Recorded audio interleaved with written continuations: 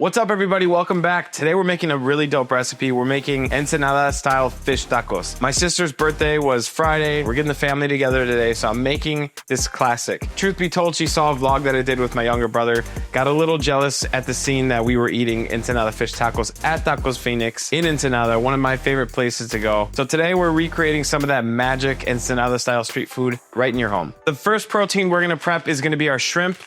I just bought some 21-25 size shrimp. They're defrosted, tail is still on, so we have to kind of process them, but it's not a big deal. We're gonna get it done real quick. So what I like doing is I like getting a paper towel down like on a sheet tray here. This way the seafood gets a chance to kind of like sit at an even level. It's not kind of swimming in its own soup. It's gross. It also gives the seafood a little bit of a chance to firm up in the fridge. And again, the batter adheres a little bit nicer when it's not like slippery, I guess you can say. So we're just gonna get these and peel them, and all you're gonna do is just get your shrimp peeled, make them nice. That looks great. You start laying them down on the sheet tray over here. Just kind of putting them down, and the napkin does help. You don't want these being too wet or moist or anything like that. You want the batter to stick to your protein very well. A nice little move that I'm going to do today is season these with some salt, put them in the cooler. This way they get a chance to kind of dry brine, firm up a little bit, get some seasoning going. Because one of the things that you want is you want flavor all throughout your food. So a little bit of salt goes a long way. And Ensenada, I think they use a little bit bigger size shrimp, but these are the nicest ones that we had. Again, I went to the grocery store. I didn't really get the chance to go to the fish market. Don't tell my sister. She's still special. She's still getting a dope taco night. All right, our shrimp is peeled. All we're gonna do is take a light dusting of salt on top, light dusting, okay? And then you can kind of like with one hand, keep one hand clean. With your strong hand, you're gonna wanna move these around. Drop down in the comments, let me know what strong hand you prefer. Is it your left hand, is it your right hand? Not like in a creepy way, but just like, it's valid, it's a valid question. All right, so other side of the shrimp, we're just gonna take our salt, light dusting, nothing crazy. And what this is gonna do, it's gonna draw out some of that excess moisture, concentrate the flavor of the shrimp, giving us just a better taco. All right, these are going in the fridge. All right, next up, we're gonna take the halibut that we have here, and we're just gonna get it into around like 50-gram portions. They don't have to be perfect, but it just helps to get them consistent. We're gonna get these out, okay? And then to take the skin off, you can ask your butcher to do it for you, or your fishmonger, whoever's doing it, or you can just do it yourself, which isn't the biggest thing in the world. So I like getting my knife under there, and then like with a towel on one end here, you can kind of just like hold it down to get some leverage, and then take your knife. And the pressure is like, the pressure's down, and my blade's kind of angled this way towards away from the flesh of the fish. There it is. And look, just like that, you can skin your fish. And this is cool. You can like cook this. You can make fish chips with it, but that one has scales, so I'm probably not going to use it for that. So yeah, you just basically like repeat the process over here.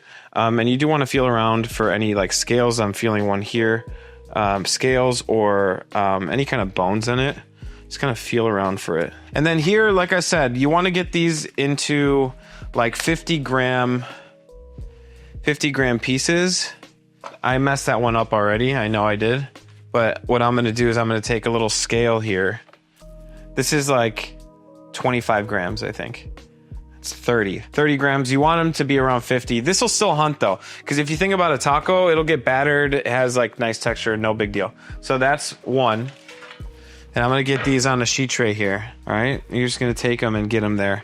And then you just kind of run to the contour of your knife, and then the contour of the fish as well. They're not going to be perfect, and that's not the point of the exercise. That one's 43. I say that. You want to get them. You want to get them nice though. Okay, I'm going to go a little thick. Give me a thick boy here. There we go. There it is. This is our 50. I know it. 54. 54. Okay, we're getting somewhere. We're getting somewhere. And it's a fun little game to play too, especially if you're just doing like all this like monotonous prep work. But I do want a little smaller pieces and thick boys like me. This is going to be 60. I know it. All right, 54. I'm in the range. We're living all right. Okay. There's that. And then this one I'm just going to leave whole like that. Somebody's going to get a nice little bonus piece. So yeah, we're going to cut this up. These are looking awesome. Oh yeah, oh yeah. All right, so now we're gonna do the same thing we did with the shrimp and just season the fish lightly with some salt. And again, this is just firming up the flesh, seasoning the fish, concentrating the flavors. You could call it dry brining, which technically it is. So what we're gonna do, we're gonna give it a little flip ski. And see how I have my fish just kind of laid out nicely? Keep your food nice. You know, the fish is so delicate. You really want to maintain its integrity, and the big way of doing that is just making sure you're taking care of it and being a good steward of it the whole time through. Especially for young cooks, I used to say, like, you know, this animal gave their lives for our sustenance. You know, what a disservice it would be to like burn it or anything. And don't get me wrong, I've burned my fair share of stuff, but you got to think about that stuff. You know, it's hard-earned money that you're spending to make stuff nice, and you want to make sure it's nice. Our fish, done. It's going in the cooler. I'm going to drop all these recipes for the toppings below. You're going to have a lot of downtime while you wait for your fish to kind of dry brine. So now's a good time to start prepping all your toppings. A fish taco should have a couple of things on there. Definitely shredded cabbage, definitely a pico de gallo, a mayocrema situation. So it's like mayonnaise, milk, and crema, maybe a little garlic powder in there, which we're going to make today. But I'll drop all these recipes for this down below. You'll make them on your own, do your thing. Let's get going.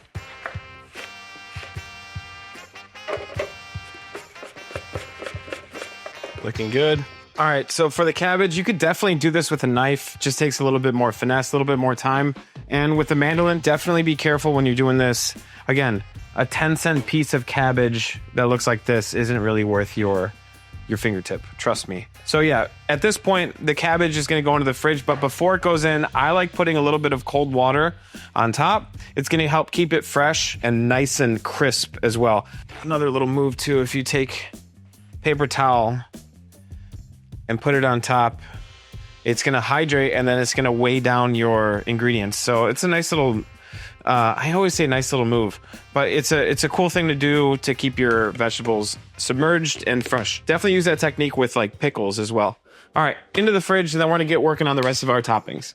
All right, next up, we're making our Mayocrema, and it's exactly the way it sounds. Mayocrema, mayonnaise and crema. Some stands will do just one or the other, but this is a nice blend of both that I enjoy.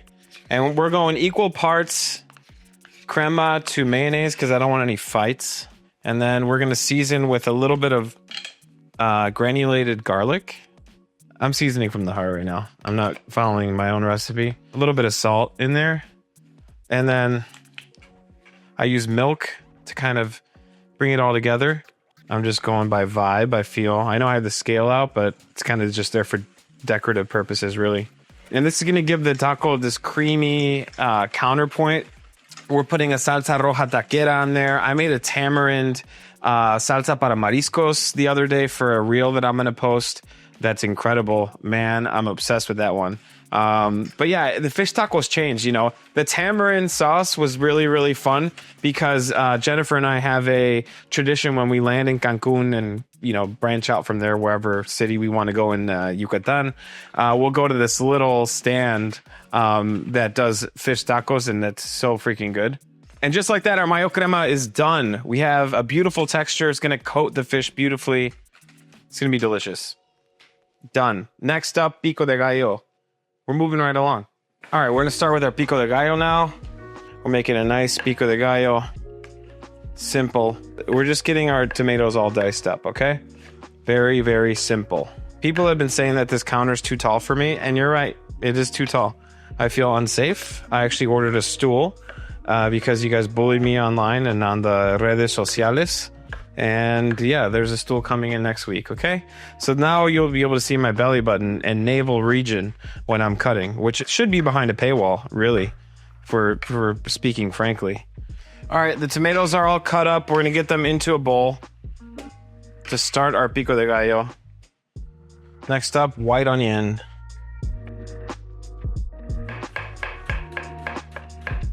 Onion is diced up. And this one, I'm just going by eyeball. There'll be a recipe below for it, or at least where I like to get it. I like a lot of onion in my pico. I like onion, man. Mix this up right now and see where we're at. Now that's enough onion. We're good on onion. We're good on onion. Now we're going to do the chiles for this. I'm going to do like maybe like 3 serranos. I don't want to blow people's faces off with this because I'm serving like a hot sauce with it. I'm serving the salsa that I made as well. I kind of just want this to be flavorful. So I'm gonna get that out of the way. I got 3 serranos here. Just gonna get them all minced up. That looks awesome. Done with the serrano. Scoop this up into the bowl. We're making pico de gallo. Now, mix this around. Again, it's all eye test for me at a certain point. I think it can go another chile in there for sure. But I'm going to let this sit and then make an adjustment later. I'd rather do that. And then cilantro. I like a good amount of cilantro in mine. Or take like that much. And for cilantro, I use the stems. Some people don't. I take some of the stems off. Like that. Take it off. There's so much flavor in the stems, guys. Use them. So what I'll do here is like a little cigar, an herb cigar that some of you guys smoked in college. We are gonna chiffonade this, which is just a fancy word to say strip it. Keep rolling back like this, backwards, and then just keep going. Okay. You know, you want this salsa to be vibrant, delicious, bright, spicy, acidic. You have to think about like what it's going on. And the fish taco does need some acidity. It's like a very rich batter. This is going in there. Okay. Now at this point, I'm gonna mix it all around. Pico de gallo, looking great. Very rustic. I didn't, you know, go crazy with the knife cuts. But look at this. It's so beautiful. Vibrant. So here, I'll season with a little salt. That's good right there. I know I said a little bit, you know. Okay. What's missing? Citrus is missing. We're missing some citrus. We're going to do 2 citruses today. We're doing some orange and lime, of course. So we're doing both. Now all we're gonna do is juice our limes. I'm gonna hold off on that last lime. I'm gonna go some orange here. Oh, be careful because it'll pop back at you. Sometimes these juicers like shoot it back in your face. That'll wake you up. Please tell me you saw that. All right, so we're gonna mix this up after I just got super soaked by an orange. Some people pay extra for that. All right, there we go. Pico de gallo is looking dope. I'm gonna taste it now. It's gonna change with time, obviously. That's tasting really good. Really good. Okay, you wanna let it sit for a bit, taste it after about an hour, and then re-season it, okay? This isn't the final product, just so you know. All right, but for the meantime, it's going in the fridge, and that's it. All right, last thing we need to do before frying is obviously make the batter. So I like to make sure my beer is cold. I like to take all my ingredients that aren't my dry, so the salt and the baking powder can go into this bowl. And the rest of these ingredients are gonna go into a separate bowl and make like the base for it. And then the dry gets whisked into that. So we're gonna start off our batter over here with an egg. It's 1 egg. You could double this recipe if you're hosting a lot of people as well, no problem. To this, we're gonna add some yellow mustard. I know it seems crazy, but trust me, it gives it a nice little like brightness, but also it gets this color going. Chicken bouillon goes in, and that's gonna provide some umami notes. Obviously, it has MSG in it. We like MSG here. And then we have a little Mexican oregano here. And I like taking the oregano. If you've seen other videos by me and using oregano, I like doing this to it. I do it not over the bowl first because you got to take the seeds and stems out. Heard that. Didn't want to, didn't need to, but I definitely heard that. Okay, now over the bowl. Now that it's ground, it's got some like warm body heat thing going on from me. I'm giving it my vibes. And then garlic. I do a lot of garlic in mine because I love garlic too much. Somebody called out the other day, I forgot to convert a recipe underneath one of my descriptions. They're like, did you mean to have 700 grams of garlic in here? I was like, that sounds like me. But it turns out that I'm a restaurant chef, and the batch that I converted was for like 22 quarts of the sauce, not 2 cups. So, oops. But also, you're welcome. All right, that's in. And this is, for all intents and purposes, this is the wet for our dry. So we're gonna pop open some beers. Couple 2-3 beers, as we say here in Chicago. Give me a couple 2-3 beers. All right, we're gonna whisk this up. Look at that. Look at that yellow sludge. And then into this we do some beer. And then I do a little bit of beer to get it kind of moving around and feeling nice. You don't have to whisk as hard later. It should take about two beers. But sometimes you need a little bit more to make sure the texture's right over here. All right. There we go. Got to pour one out. Pull up. Pull up. And now our dry. In here we have all-purpose flour, salt, and baking powder. Baking powder obviously going to make it souffle, make it kind of puff the batter itself. Also, there's egg in here. That'll help with that as well. So we're just going to drop this into our bowl. Look at that. There we go. Now we're cooking with gas. And you can see that color straight away. It's like definitely got mustard in here. And I remember that day too. I was like, man, I'm bopping around Ensenada. I probably was in Valle, wine country earlier that day. And I was like, I have to go get a fish taco before I go to bed. And I went and I was like looking at, it was like dark out, but they had the lights. And I was like, man, that batter looks insanely yellow. And I was like, ¿Tiene mostaza? And they kind of gave me a look and I was like, okay, definitely. That's not a no. It wasn't a no, but it was enough for me to be like, yeah, that definitely has a twang to it, as we say. Got a southern twang. I'm gonna do a little bit more beer. You don't have to use your knife to open a beer bottle, but I'm lazy. Literally, this is how lazy I am. It's literally next to me. I could have just done this. Don't worry about me. I'll be fine. Okay, so now I'm just adjusting a little bit because, you know, ingredients change. We make adjustments. You don't want it to be too thin. You want it thick because you want it to coat the fish and the shrimp. Look at this. I'm feeling good about that. And big thing for me, I keep this cold. So I'll put this in the fridge and then start using it from there. But anyway, keep your batter cold and then we're going to start frying some fish right now. All right, I forgot what I do at the end of my batter is just a couple turns of black pepper. There it is. And then just get it incorporated in there. Just gonna give it extra flavor, honestly. And it gives it like a nice little specks in there. So we're gonna do that. And our batter is done. Sorry, I forgot. Okay. It's my bad. We are ready to fry, baby. Looking good. So I'm gonna temp my oil. We want it around, you know, right now we're at 340.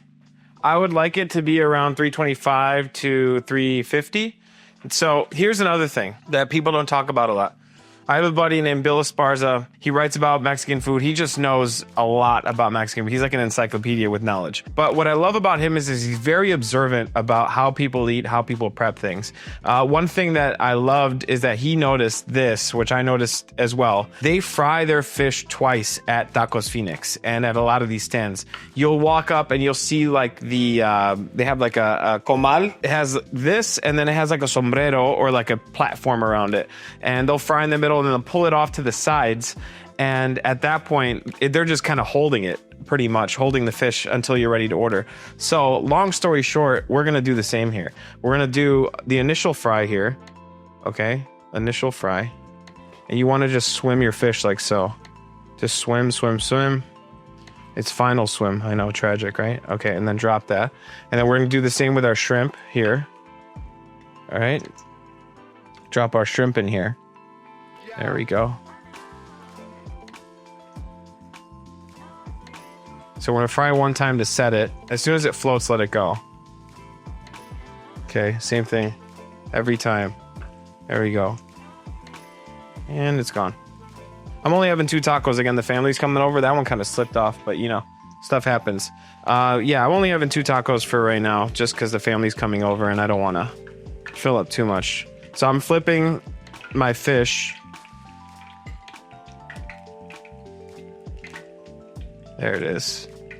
So again, we're just gonna set this for the first cook. Okay, these are looking awesome. All right, so here I love this. And the smell is incredible, and this batter is so flavorful. Again, we took our time building all these flavors. We want to make sure that we're getting our money's worth by frying them correctly. All right, this is looking great. All right, so I'm gonna pull these out right now, and I'm gonna crank my oil up. I'm gonna let them rest. And the seafood's not fully cooked. The batter is just set, which is what we want.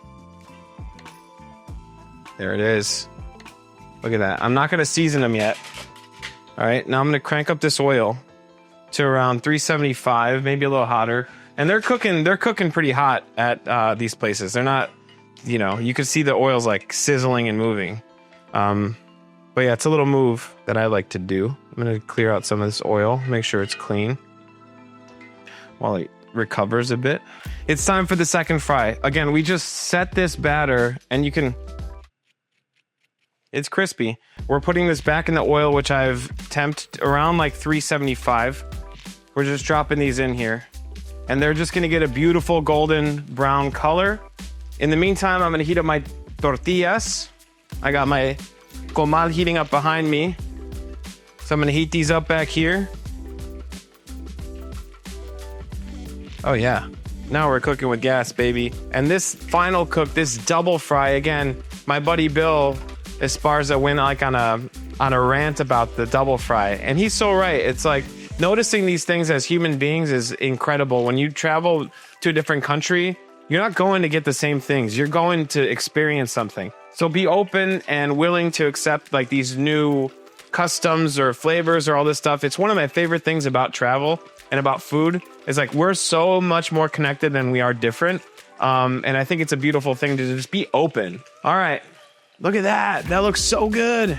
That looks so good. Beautiful cook. Now they're golden brown. Incredible cook on these. Look at that. Insanity. Pulling these off. Again, double fry is a major key. Major key. All right, don't forget, out of the fryer, you got to season these puppies, okay? Season them with some salt on top. You're good. Now it's time to build some tacos. I have tortillas here. All right, our fish is beautifully fried. Look at this. Oh yeah, it feels good. So we're gonna put some down on a tortilla. 3 seems like a lot for a taco. I'm not even gonna lie to you. So we're gonna cut back. We're gonna cut back. And then look at that fish. What? Are you joking me right now? And then of course, like you're at the bar at this like fish taco stand and you kind of just go along and pick out what you want. But this is what we're gonna do. We'll go cabbage. Little cabbage. Little cabbage. Cabbage again. Beautiful. And I'm using a slotted spoon for my pico de gallo because I don't want a soggy tortilla. I just don't. Look at this. Man. Man, man, man. And then we're going to go in with some of this salsa taquera. Look at that. Salsa taquera. Wonderful. Wonderful. All right. You can't forget the Mayocrema. You cannot forget this stuff. It is perfect for the occasion. Look at that. It's messy, messy. All right. And look, this isn't really Ensenada, but I'm going to put some of this on here. This is the tamarind chiltepin sauce that I made.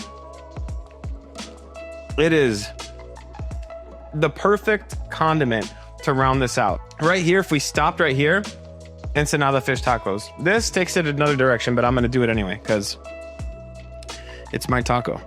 And it is kind of Baja-y. It's a salsa negra with tamarind in there. Man, that looks so good. Are you joking me? But yeah, that's our fish tacos. I'm gonna get down on these. These look so freaking good, man. I'm gonna take a picture first because in Mexico we say primero come la cámara, which means the first to eat is the camera. All right, it's time to eat. I gotta try these. I think I'm gonna go with the fish first. Little squeeze of lime on there. Squeeze them both. We gotta do this.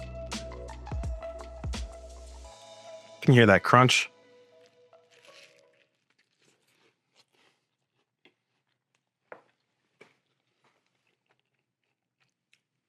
This taco is insane. Little chilito toreado.